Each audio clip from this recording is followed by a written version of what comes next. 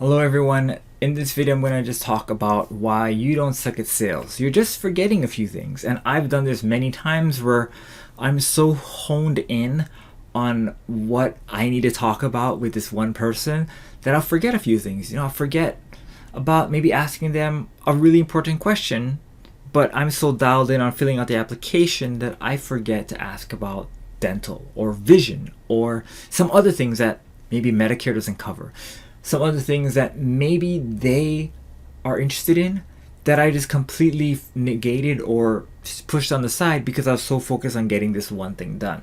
So let's take a look at the 6 things that we're all forgetting to do. So number 1 is to listen.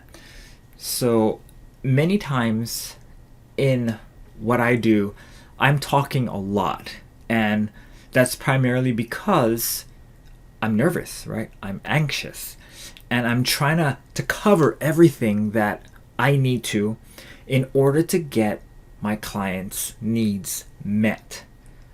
Especially since with Medicare, with life insurance, with investments, there's a ton of things that we have to talk to our clients about. There's a lot. There's not just, oh yeah, this one costs this X amount of money, this is how much it costs to go to doctors. There's a lot more than that. And in our sales, a lot of these meetings, 35 minutes, 45 minutes, an hour, is very exhausting for a client.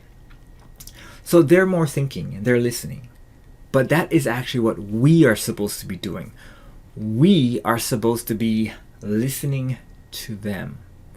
So that awkward silence, ask them a question and let them open up to you. Don't try to fill in their answers for them. I do that a lot. I will be honest.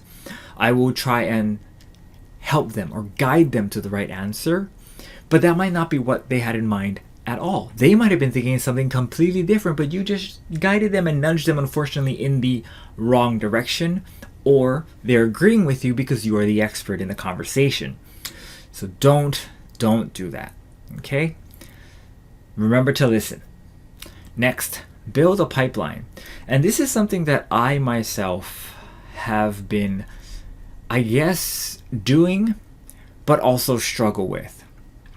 Because every time we make a sale, we need to fill our pipeline with a new person to make a sale to, or else, we won't have any new business, and we have to build the whole funnel from scratch again. And that's something that many people forget about, right? We make a sale and we think, okay, where's the next sale coming from? Let's go look at our pipeline, but we don't build the pipeline. Like this article just tells us, I like to relax after I made a sale. I made a sale yesterday. I'm going to take today off, And then we forget to replace that person. But you need to be prospecting every day. There is a good way that I do it, and that's asking for referrals. Kind of when a sale is closed, we get a couple new ones to talk to, some friends, some family, especially if the person found value. So that's the one way to build that pipeline. And another way is to have things like these videos, or have a website, or have business cards that you give out, and have frequent meetings or webinars or whatever to draw people in all the time. And if you can do that automatically, like with videos and pre-recorded webinars, business cards, that might be a good way to build that pipeline at all times. And don't forget that you always build that pipeline up. The next one is ask questions. Yeah. So just because, like I said, I know I'm gonna make the sale and I just keep spitting out all these words, doesn't mean that I'm gonna get the sale, right? We need to know what they want. We need to pay attention so that we can get what the prospect really needs. And, like I said in number 1, remember to listen. Stop talking and listen. And there's many tools and techniques for all that. If you want to learn more, let me know. I can go over different sales techniques, ways to avoid interrupting them, games to kind of play with yourself so that you are at least aware and conscious that you are interrupting them, or that you're cutting them off or leading them in a different direction, right? As much as we want to know the answer, to the questions that we ask. There's something right in court. You always ask questions to which you already know the answers to because you're trying to elicit answers from them to get it on record. In sales, it's not that simple.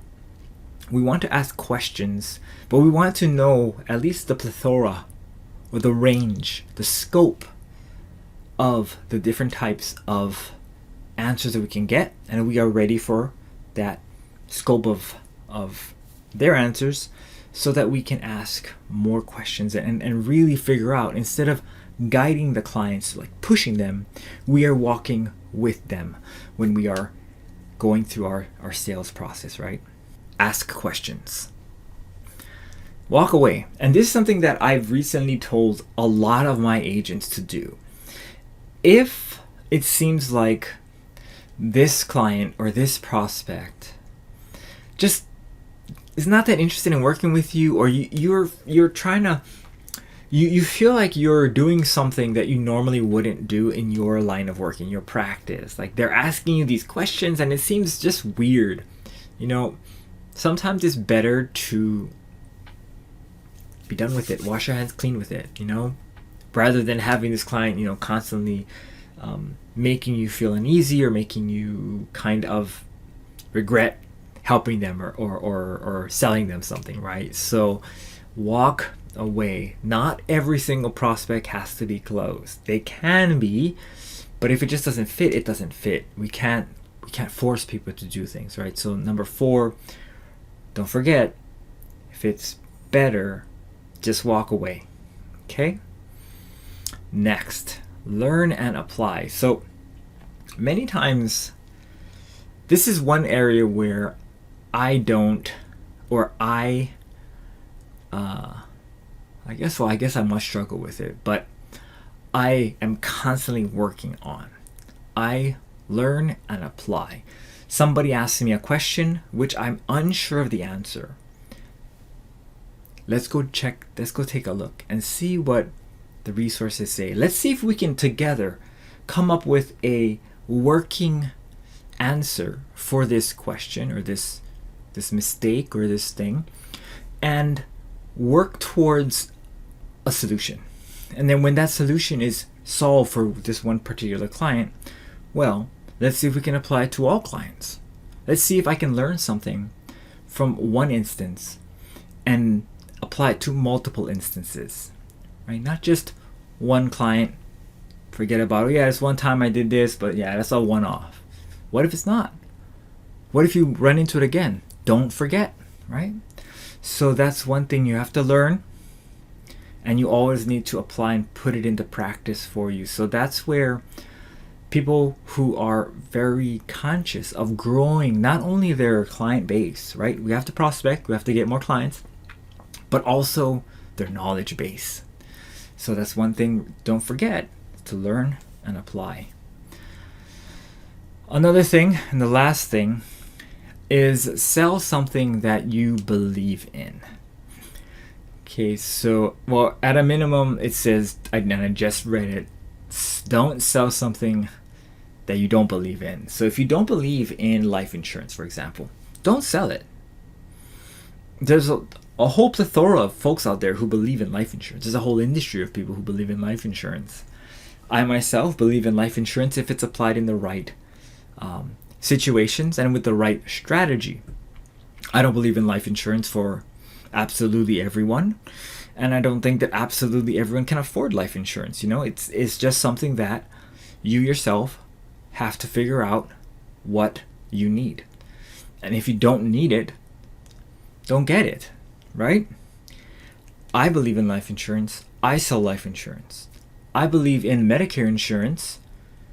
I sell Medicare insurance. I don't have Medicare insurance. I have life insurance. I have life insurance. I have a lot of life insurance, but I have no Medicare insurance. I believe in cancer insurance. I have cancer insurance. I believe in dental insurance. I have 2 dental policies right now. One from my wife's work and one that we have individually that I'm going to close once we pass the waiting period for the group one that my wife has. So I believe in stuff. I have stuff. I own stuff, right? So when I tell my clients, what they should buy. I believe in having these things, right?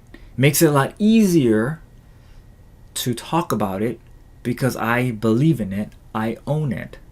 If you are selling something, let's say for the sake of simplicity, you're selling steak, beef, right? The meat. Calling people up, telling them they need to buy beef. But you're a vegetarian. It will be very difficult for you to be enthused every day, to really believe in what you're selling every day when you are a vegetarian. Simply because you don't believe in eating the beef and you think it's probably wrong, right? It's wrong to eat this stuff. So in that case, I can see you're being very, very, conflicted at work, and that might be a very difficult thing to agree with. So sell a product you believe in. Don't forget to sell a product you believe in, because when you're in sales, it comes through.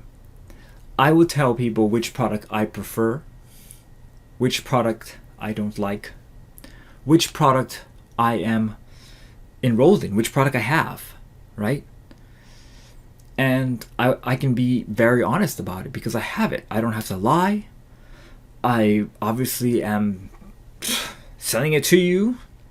I bought it myself. But that's not the case for everyone. So make sure to remember to sell a product that you at least believe in. That concludes today's episode of Medicare Agent Online. And just remember, you don't suck. Just forgetting these 6 things. If you want to learn about the hardest parts of sales, you can check on this video here.